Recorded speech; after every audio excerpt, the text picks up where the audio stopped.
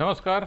आज सोमवार की नई बुलेटिन में आपका स्वागत है। बिहार में बीजेपी के चुनाव प्रभारी देवेंद्र फडणवीस आज पटना पधार रहे हैं। उनका पटना आना अहम माना जा रहा है। भाजपा युवा मोर्चा के अध्यक्ष सूर्या भी पटना पधार रहे हैं। इन दोनों की मुलाकात होने वाली है।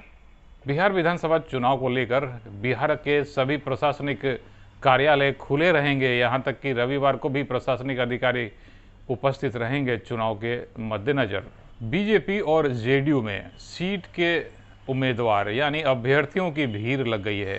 बीजेपी की जिनको सीट मिल जाएगी वो अपनी जीत को पक्की मान रहे हैं, इसलिए बीजेपी और जेडीयू कार्यालय में बड़ी भीड़ है।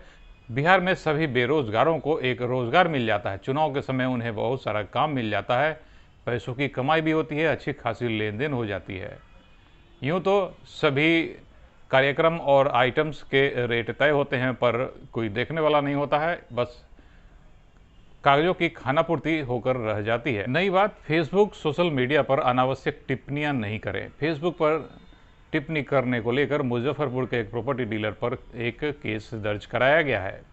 छठ या दीपावली में अगर आपको बिहार आना है तो आपको मशक्कत करनी पड़ेगी। रेलवे टिकट आसानी से नहीं मिलेंगे। यहाँ तक कि जब आप तत्काल टिकट बनाना चाहेंगे तो आप जब तक अपनी जानकारी भरेंगे टिकट की बुकिंग हो जाती है। ये कालाबाजारी बरसों से चली आ रही है, पर इस पर रोकथाम नहीं हो पा रही है। खाने पूर्ति के लिए कुछ एजेंटों को गिरफ्तार कर लिया जाता है।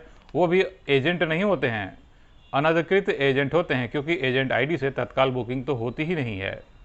पर्सनल आईडी से बुकिंग करते हैं और उन्हें एजेंट कहा जाने लगता है, पर वो आधिकारिक एजेंट होते नहीं हैं। गली मोहल्लों में ढेर सारे इस तरह के पर्सनल आईडी से टिकट बनाने वालों की कमी नहीं है, पर कालाबाजारी नहीं रुक रही है। जैसे मुझे बिहार आना होगा तो मैं भी उसी तरह के टिकट पर निर्भर रहूँगा, क्योंकि मुझे जाने से मतलब है। कहाँ से टिकट मिल रहा है इससे मुझे कोई मतलब नहीं होगा। मुझे बिहार जाने से मतलब होता है, या बिहार से दिल्ली जाने की ज़रूरत पड़ती है तो उस तरह की टिकट लेकर लोग मजबूरी में निकल पड़ते हैं। कौन टिकट बना रहा है, कहाँ से बना रहा है, इसकी कोई महत्व नहीं रह जाता है। चुनाव में प्रत्येक बूथों पर थर्मल स्क्रीनिंग होगी, तो इससे क्या होगा? थर्मल स्क्रीनिंग करेंगे तो बीमारी ठीक हो जाएगी, कोरोना नहीं होगा। जो बूथ पर वोट देने आया है वो तो तापमान कुछ भी हो वोट देकर ही जाएगा। तापमान वैसे भी थर्मल स्क्रीनिंग में सही नहीं आ पाता है। आप धूप में खड़े होकर, लाइन में खड़े होकर जब थर्मल स्क्रीनिंग होगी आपकी, तो आपका टेम्परेचर तो ज़्यादा होना ही है। कोरोना काल में चुनाव कराना एक बड़ा मुद्दा रह ही जाएगा। कोरोना की रफ्तार भी बढ़ते जा रही है। कल फिर 270 नए मामले मिले हैं। पटना में 27,000 हो गई है संक्रमितों की संख्या, जिसमें 24,662 लोग ठीक होकर घर जा चुके हैं।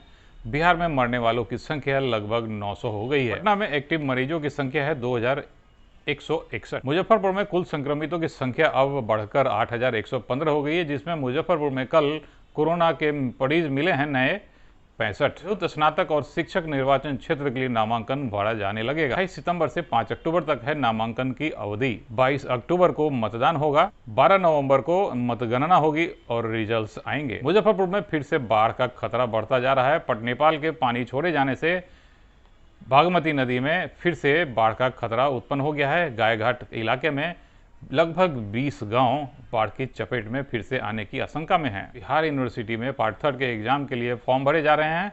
बिहार यूनिवर्सिटी ने वेबसाइट पर उपलब्ध मार्कशीट को मान्य कर दिया है। परेशानी से बचेंगे छात्र, यूनिवर्सिटी दौड़ना नहीं पड़ेगा, कॉलेज नहीं दौड़ना पड़ेगा। कल मुजफ्फरपुर रेलवे स्टेशन पर एक अजीब घटना घटी। वैशाली एक्सप्रेस के आने पर पार्सल कार्यालय के पास छत की एक छत गिर गई, छत की प्लास्टर गिर गई। तो ये तो हालात हैं मुजफ्फरपुर रेलवे स्टेशन के कि ट्रेन के आने के कंपन से छतें गिरती है। बड़ी दुर्घटना होने से टल गई। मुख्यमंत्री नीतीश कुमार, गुप्तेश्वर पांडे और तेजस्वी यादव के बिना समाचार अधूरा है। कल रिटायर्ड डीजीपी गुप्तेश्वर पांडे को मुख्यमंत्री नीतीश कुमार ने जेडीयू की सदस्यता ग्रहण कराई।